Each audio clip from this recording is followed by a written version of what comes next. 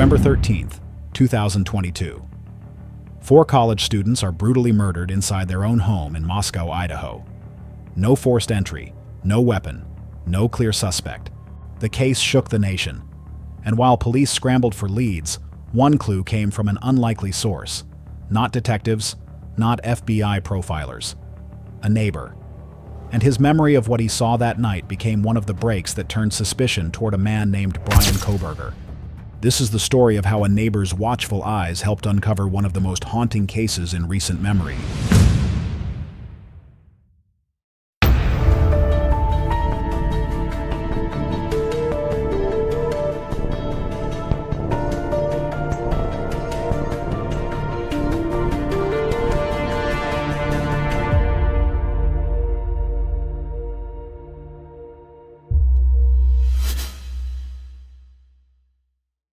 The house at 1122 King Road was well known in Moscow. It was a 3-story off-campus rental just steps from the University of Idaho. 6 students lived there, most of them close friends. On that night, all 6 were home. By morning, 4 of them, Kaylee Goncalves, Madison Mogan, Zana Kernodle, and Ethan Chapin, were dead, all stabbed in their bedrooms with a large knife. The other 2 housemates survived. At first glance, the scene made little sense. There was no sign of forced entry. The house wasn't ransacked, and nothing obvious had been stolen. Moscow is a small town, around 25,000 people. The killings instantly shattered the sense of safety in the community. Local police, with help from Idaho State Police and the FBI, launched an investigation that quickly grew into one of the largest in the state's history. But progress was slow. No murder weapon was recovered. The surviving roommates hadn't seen the attacker clearly, and police gave almost no updates. Rumors and speculation took over online. One of the first people to speak publicly wasn't a detective, it was a neighbor. Jeremy Reagan, a law student who lived nearby, gave interviews to media outlets in the days after the murders. He described the area as usually quiet and said he noticed something unusual that weekend. A white car circling the block, again and again. At first, it didn't seem significant. But after the killings, he realized it stood out. Reagan also recalled seeing lights in the house go on and off at odd hours. And he remembered thinking it was strange, but not enough to call police at the time. Investigators didn't ignore it. In late November, police announced they were searching for a white 2011 to 2013 Hyundai Elantra, seen near the victim's home around the time of the murders. They said the driver might have critical information. That vehicle description, first spotted by neighbors and surveillance cameras, became the biggest lead in the case. It gave investigators something to chase, and weeks later, it led them straight to a graduate student at Washington State University, just 10 miles away. Bryan Christopher Kohberger, 28 years old, a PhD student in criminology, with a focus on criminal behavior and forensics.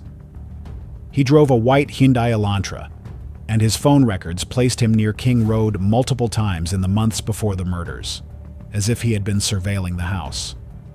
On the night of the killings, his phone was suspiciously turned off during the time of the murders, then turned back on later, as if he was trying to hide his movements.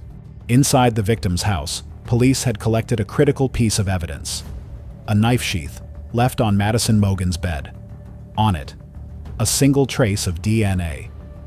Investigators ran it through genealogy databases and got a familial match. The DNA pointed back to the Kohberger family.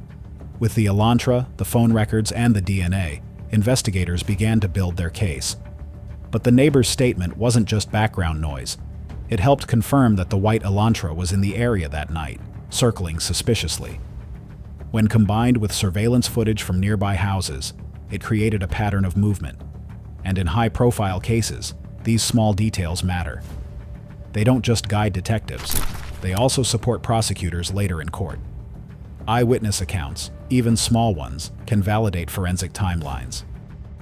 On December 30th, 2022, Bryan Kohberger was arrested at his parents' home in Pennsylvania after weeks of surveillance by police and the FBI.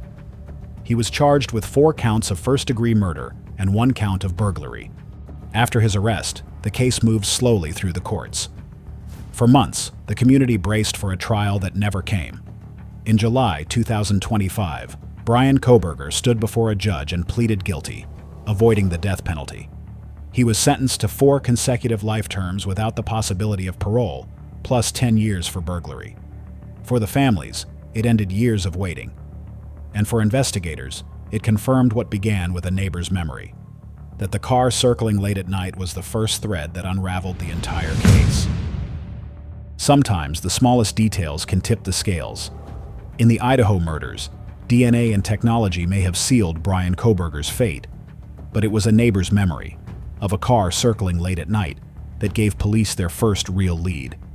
Because sometimes the case doesn't crack open in a lab. Sometimes it starts with the eyes of someone next door. Do you think it was DNA evidence that sealed this case? Or was it the neighbor's memory of that car circling the street? We'd love to hear what you think in the comments. And if you want to follow more cases where small details crack big investigations, make sure you're subscribed, because the next story might surprise you even more.